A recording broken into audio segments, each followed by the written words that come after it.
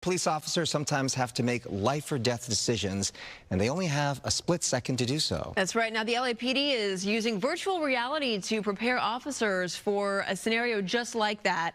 And Sandra, you got to wear the headset and test it out for yourself. That's right, and this technology is really unique and vital for officers. It puts them through a different situation every day, and they'll encounter these types of situations on the street, but without the real-life consequences. So the goal here is to make sure these officers are ready and they can take appropriate action when they get the call. At the LAPD Training Academy, they put me through a scenario that quickly changed in an instant. All right, here at the LAPD training facility in the academy, we are going to go through a virtual reality training. We are going to see in real time what it's like to be an LAPD officer. We're going to go through an actual scenario where officers encounter the decision-making process of whether or not to use force. Yes. The vast majority of police officers will never be involved in a shooting in their entire career. But how do we expect them to be able to perform under that stress if they've never experienced it? Face first. And you'll see when you're in VR, even though it is fake, Wow. it's very similar to having an experience in the field. Okay. All right. How you It's feel? fake, but it's real. It is. Okay, all right, let's all do right. it. After suiting up in the VR technology, I get my partner, Officer Cooper, and hit the streets. Your scenario is that of a family dispute. The mother's calling because her adult son is just causing a ruckus. Okay. She wants you there to keep the peace and help de-escalate the situation. Okay. Ready to go? Let's check it out. We're approaching the house right here. Help you? Hi there, sir. How are you? We're LAPD. I'm okay. What can I do for you? Just want to make sure everything's okay. Yeah, everything's fine. Yeah? Are you here with family members? I got a call from a woman. Who was the woman? What was her name? Hi. Mama. That's my mom. I'm here with my mom. He's been in prison for 15 years for attempt murder, and he just got out. Oh. And I can't have him here. I need him out. You want to talk to us? Listen, I've dealt with the police. I know. We're all good. We're just talking. Yeah, we're all good. Can you come out here and talk to us real quick? I'd prefer to stay here. All right. If you want to have a conversation, come down from the steps right here. We could talk and... Oh my gosh! He's firing. All right, sir, please drop your weapon. If you could come out of the house. We want to make sure everyone's okay, keep the neighborhood safe. Oh my gosh. I was trying to talk to him, de-escalate the situation. I wasn't sure what I was doing, but then all of a sudden he fired.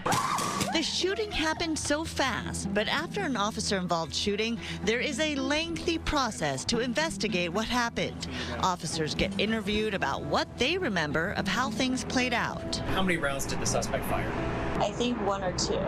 I think this goes to show just how quickly things can escalate and how hard it is to remember what happened in real time.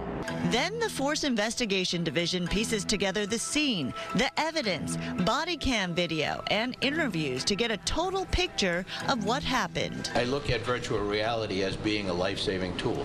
The hope is and the goal is for this training to provide tools for our officers in the field to be able to read a situation, to be able to see what they need to do to de-escalate it, come up with a peaceful outcome as quickly as they can, but to be able to respond to a deadly threat in an appropriate manner, and that they will be evaluated on that and held to a very high standard. Despite everything I remembered, being shot at once or twice and ducking for cover, here's how things really played out for me. Had we known there was a gun involved, we might have preferred seeing a little bit more distance, a little bit more use of cover.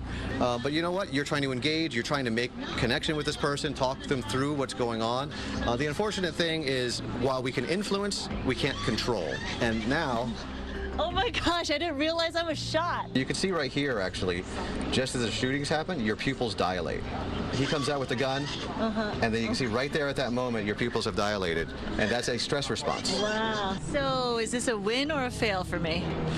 We would have preferred to have seen a different action. We don't like words pass or fail. What you did was not unreasonable, though. That's what I'll say. All right. That's a kind of iffy grade. I'll take it. In the end, I was able to go home, maybe a little injured, but alive. Something the LAPD hopes this training will help do for more officers serving the community. So the biggest takeaway for me was how quickly things can change. You get new information on the scene, things can escalate, and how difficult it is to remember the specific details of an event, whether it be an altercation, shooting, even a conversation, or in fact a crime. So it goes to show the challenges officers face day in and day out and the gravity of the job at hand. But this is life-saving technology, and in this exercise you go into that room as you saw, and there's 104 cameras picking up the sensor technology of every movement you're making, every movement the suspect is making, and really picking up on everything. So that's why you got a real sense of the situation as it played out. And also the anxiety that you have of going, I was watching it the first time around, and my palms were sweating just putting myself in your situation. But you really, it's pretty intense. Right, and that's what they want officers to feel, so that once they go through, okay, this is a sensation I'll be experiencing, now when they actually go on the streets, get that call, they've been through it before. And it becomes more familiar. Yes, it becomes more familiar, and they're like, okay, I got this. I remember training and being through the situation. Was the adrenaline rushing for you? It was, and you could see the technology. It showed that my pupils were dilated when I was getting shot at and when I was running. Clearly, I'm not cut out for being an What officer. I will say is that, and I think they pointed this out, like, you were a decent negotiator. I mean, you were like, you know, you were you're really trying good to at de-escalate. I was trying to de-escalate, and I didn't want to put my hand on the gun or the holster because I didn't see a weapon at the time. But I should have been more prepared. So you didn't know that this person was armed until the lady on the scene told you.